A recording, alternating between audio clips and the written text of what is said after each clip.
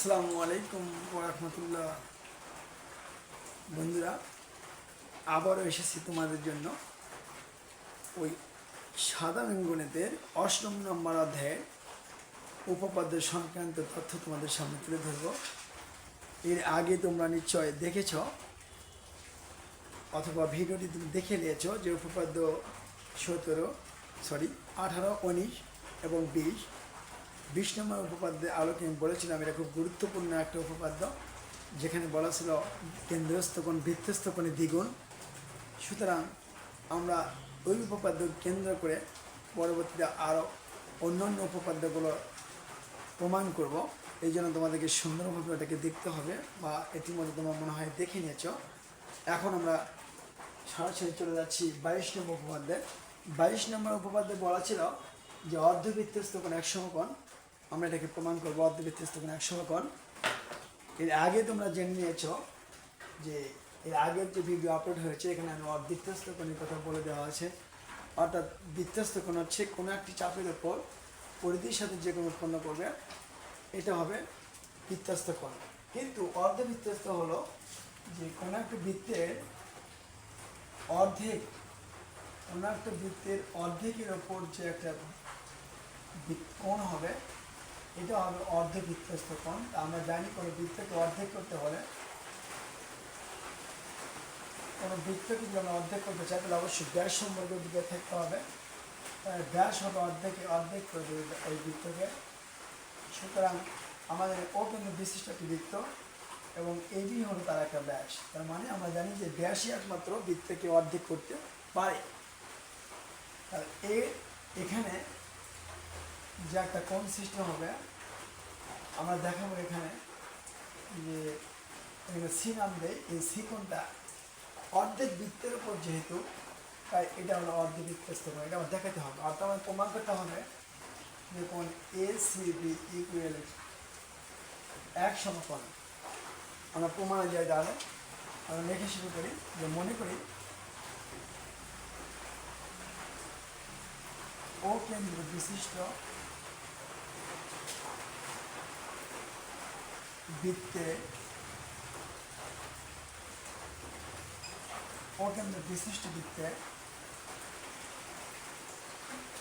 AB একটি ব্যাস এবং কোণ এসিবি একটি অর্ধবৃত্তস্থ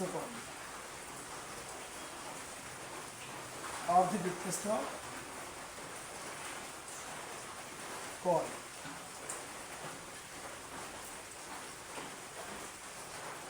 প্রমাণ করতে হবে যে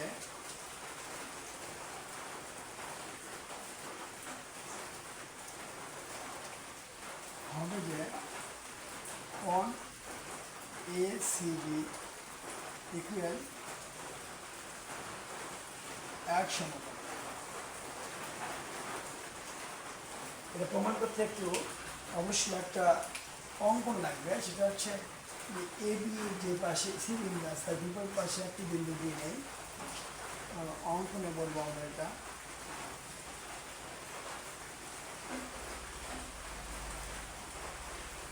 এ বি এর যে পাশে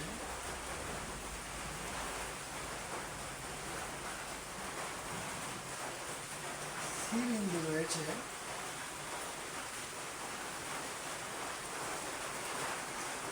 তার বিপরীত পাশে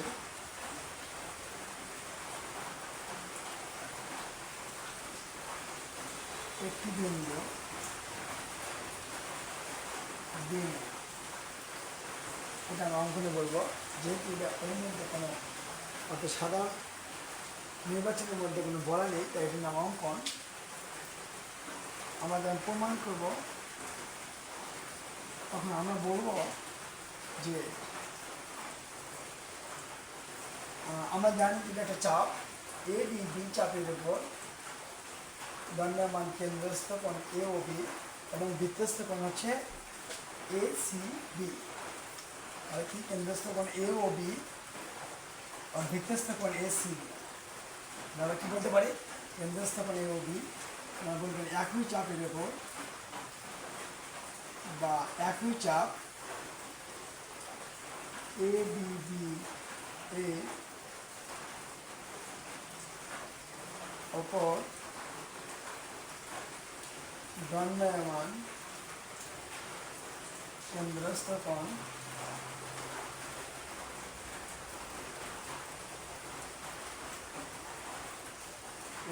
কোণ এ ও সি হবে এই কোণ, সরি এ ও বি ইকুয়াল আমরা 20 নম্বর উপপাদ্য থেকে শিখেছি, যেটা এখানে আমি অ্যাপ্লাই করবো, যে কেন্দ্রস্থ কোণ বৃত্তস্থ কোণের দ্বিগুণ।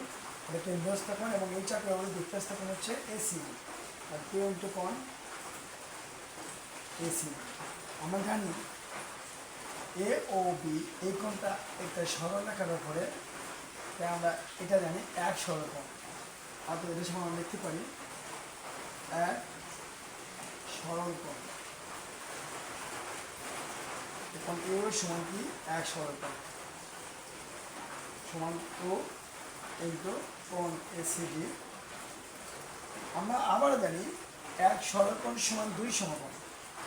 তাই এক সরলকোণে যদি আমরা দুই সমকোণ লিখতে পারবো, যেহেতু সমকোণ আমাদের থেকে প্রমাণ করতে হবে, প্রমাণ চাওয়া হয়েছে এখানে ইন্টু এসিবি। টু এবং টু কেটে যাবে। আমরা বলতে পারবো যে এক সমকোণ সমান এসিবি, অর্থাৎ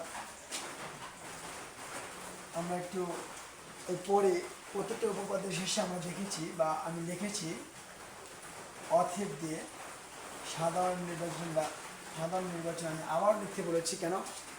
কারণ সাধারণ নির্বাচন যদি আবারও লেখা হয় শেষে, যদি কেউ না লেখে মার্ক কাটা যাবে না, কিন্তু যদি লেখে এই উপপাদ্যের মানটা গেট আপটা একটু ভালো হয়। তাই আমরা আশা করে লিখব, যারা ভালো মার্ক পেতে চায়, সুন্দর দেখাতে চায়, অথেব বলতে পারে অর্ধবৃত্তস্থ কোণ। এর আগে আমরা যদি একটু ওটাকে আগে ফলো করি, এখন এ সি বি ইকুয়াল এক সমকোণ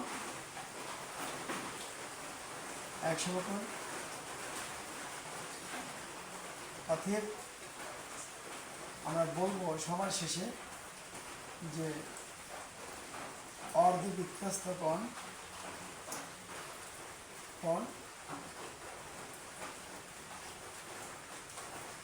এক সমকোণ প্রমাণিত। নিশ্চয় তোমরা বুঝতে পেরেছ যে আজকের যে উপপাদ্য ছিল 22 নম্বর অর্ধবৃত্তস্থ কোণ এক সমকোণ, আর এই উপপাদ্য খুব ইজি ছিল এবং এই ইজির জন্য এটা কিন্তু 4 মার্কের জন্য কখনোই আসবে না। এটা আমরা দেখেছি যত পারি আরসি বোর্ডে, যত পারি ক নম্বরের জন্য আসছে, এটা 2 মার্কের জন্য আসে। খুব ইজি একটা জিনিস। আশা করি তোমরা ভিডিওটি সুন্দরভাবে যদি একটু মনোযোগ দিয়ে দেখো, তাহলে দেখা যাবে যে উপপাদ্যটি খুব সহজেই তুমি উত্তর করতে পারছো। অর্থাৎ তুমি এই উপপাদ্যটি যদি অল্প সময়ে আয়ত্ত করতে চাও, ভিডিওটি একটু মনোযোগী দেখো। যদি ভালো লাগে তাহলে অবশ্যই দোয়া রাখবা তোমাদের জন্য যেন ভালো কাজগুলো করে দিতে পারি, অর্থাৎ গণিতের সব বিষয়গুলো পুঙ্খানুপুঙ্খানুভাবে আলোচনা করতে পারি। আজ আর নয়, এই পর্যন্তই। আবারও দেখা হবে আবার অন্য একদিন, যে পরবর্তী উপপাদ্য নিয়ে, যেগুলো তোমাদের জন্য খুব গুরুত্বপূর্ণ।